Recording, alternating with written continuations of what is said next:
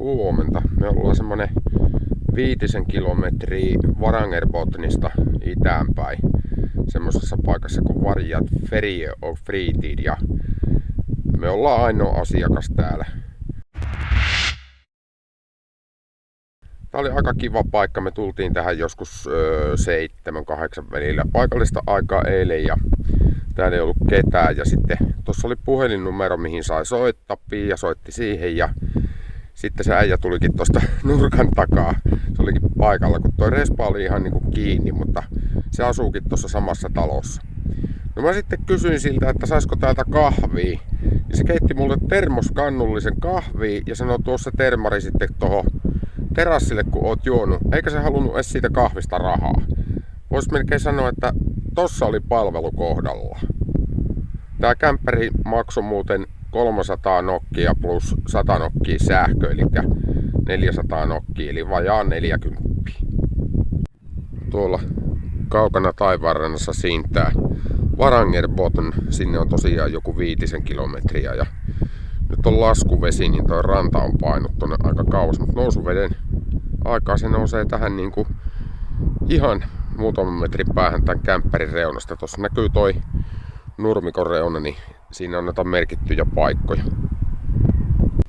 Mutta täällä ei ole kuin yksi sähkötolppa, että mä luulen, että täällä on kesällä niin sanotusti OH1 sähköt, eli varmaan jollain työmaakeskuksilla vedetty tuohon sähköä kaikille, koska mä luulen, että se on vähän semmoinen, että niin moni kaipaa sitä.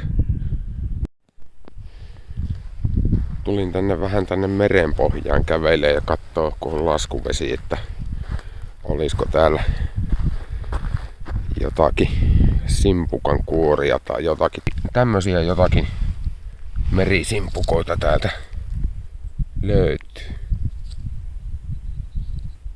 Mä taidan ottaa tän mukaan. Löysin tommosia näkinkenkiä ja sen talo on aika paljon tämmösiä pieniä sinisiä simpukoita. En mä näitä viiti kerätä sen kummemmin. Ja ikävä kyllä on todettava, että lasinsiruja on täällä. Ihmiset on tyhmiä, ne kylvää pulloja ja muuta tonne mereen. Ja seuraavaksi sitten leiri kasaan ja eiköhän me lähetä ajelee kohti Pykeijaa seuraavaksi.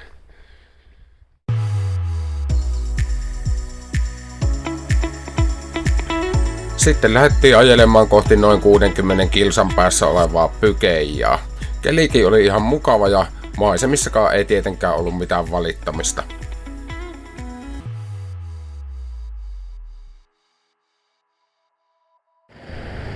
Nyt me ollaan tässä Varanginvuonon eteläreunalla ja joku 30 kilsaa Pykeijasta. Tuolla jossain kaukana takana näkyy Vesisaari.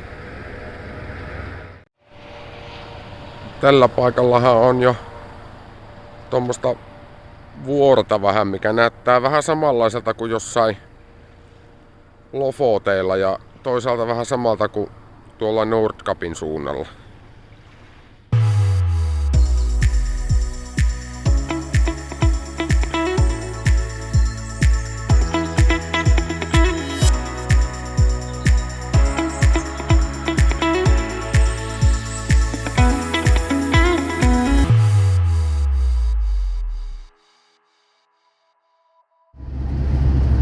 Kyllä semmoista värienloistoa ollut tän tien varrella.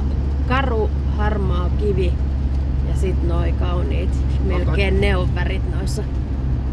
Tosiaan kivilaatu on ihan erilainen kuin tuossa Varanginvuonon pohjoisrannalla. Tää kivilaatu on niinku samanlaista kuin Suomessa, kun tuolla toisella puolella on sitä semmoista liuskekiveä.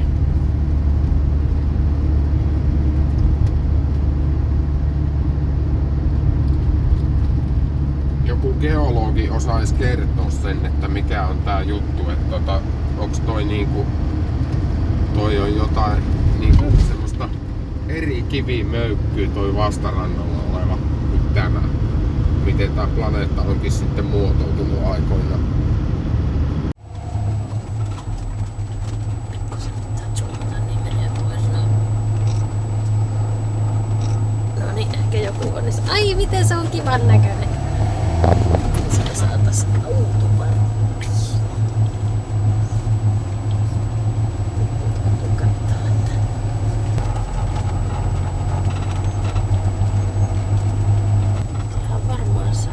Tähän varmaan saa.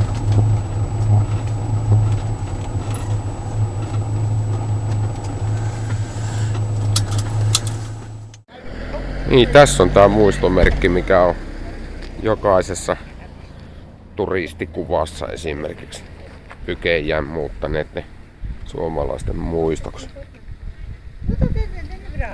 Pykejähän syntyi 1700-1800-luvulla, kun tänne lähdettiin Suomesta nälkää pakoon. Ja koko kylä oli eristyksissä tuonne 60-luvulle asti ennen kuin tänne tehtiin tie. Ja sitä ennen tänne ei päässyt oikeastaan kuin vesiteitse. Joo, tilanne on nyt se, että bistro on koko päivän täynnä. Tänne on tulossa useita turistibusseja, että jääpi ravut syömättä tällä kertaa. Hirveä pettymys. Mutta ei voi mitään, pakko tulla toista. Niin. Tuossa oli joku hauska vanha mies, joka puhuu suomea, sanoo asuvansa Norjan puolen Näätämössä.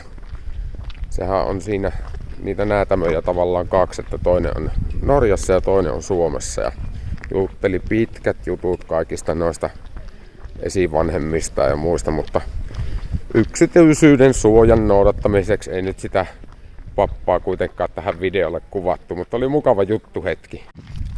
No niin, nyt mennään käymään lähikaupassa. Toivottavasti siellä on jotain erikoisherkkuja. Missä? Niin, eihän sitä tiedä minkälainen handeli se on.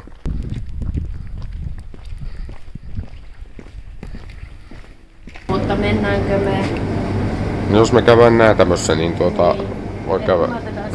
Sitten mä otan aamupalajuustoa sieltä, koska se loppuu. Täällä on taas noita burgeripyttejä.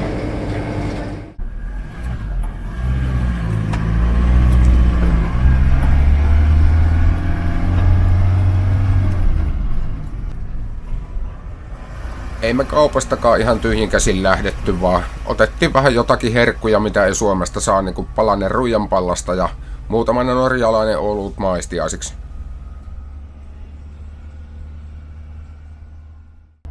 Tie ei ole ehkä ihan parhaimmasta päästä, mutta... Joo, mutta toisin paikoinhan tossa oli ihan hyvääkin asfalttia, ettei tää koko tie ole tämmönen pomppunen, mutta välillä on kyllä semmonen, että tuntuu, että hampaat lähtee suusta. Ei tää niin huonokuntoinen ole, kuin oikeastaan oli se Hamningbergin tie, mitä eilen ajettiin. Ja tää on oikeastaan huomattavan leveä. Tässähän mahtuisi sivuttaa vaikka kuorma-auton kanssa.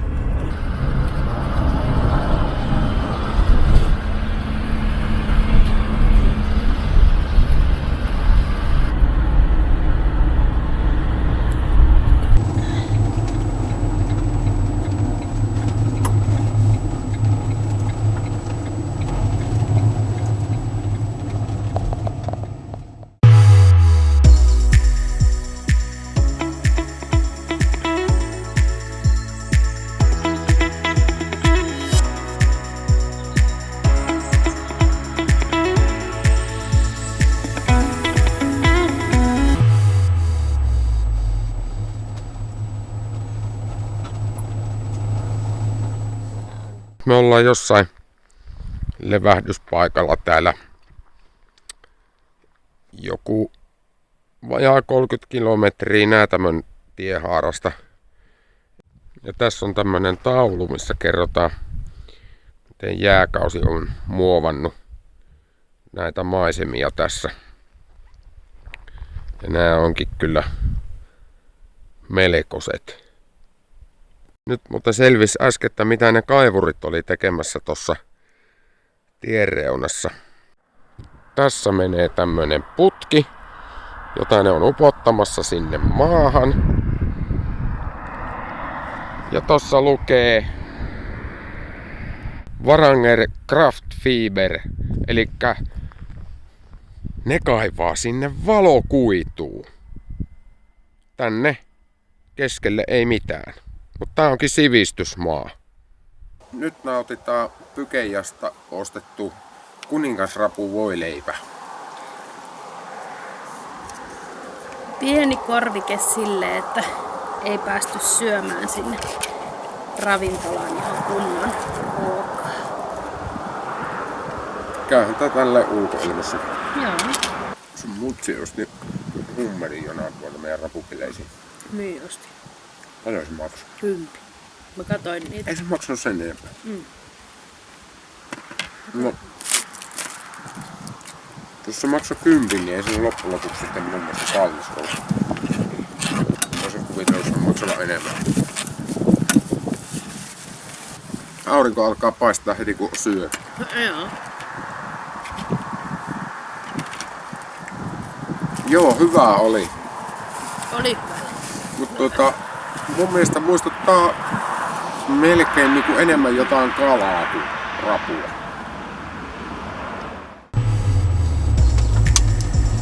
Olipas ne tummia? Joo, niillä on nyt. Joo. Ihan musta oli toi yksi.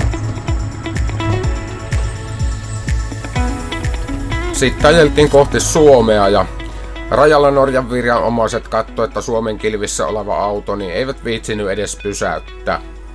Raja ylitettiin joskus 6 kieppeille ja seuraavaksi mentiin Näätämössä kauppaan. Joo, ja tossa Nesteellä on halvempi aine. No niin, käytiin Näätämössä tommosessa kaupassa ja täytyy sanoa, että on kyllä asiallisin kauppa, missä on käynyt pitkiin aikoihin. Siinä on kaikki saman katon alla. Vaatteet, työkalut, kiukasta lähtien ja sitten niinku ruokakauppa ja muu. Ja se mikä on tommosessa kaupassa tosi hyvä, niin ei tarvii juosta kaupasta toiseen, kun ne kaikki on siinä samassa. Saisi olla tuolla meillä Etelä-Suomessa ihan samanlaisia kauppoja, ettei tarvitsisi missään hehtaarimarketissa niinku koko päivää käyttää.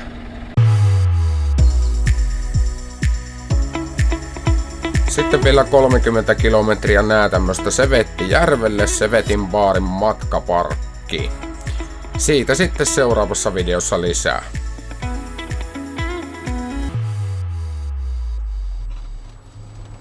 Käydään liimottautumassa. Valmis. Tää on niinku Tinto 8. Pehla 9 ja sit siinä on suluissa 2.30.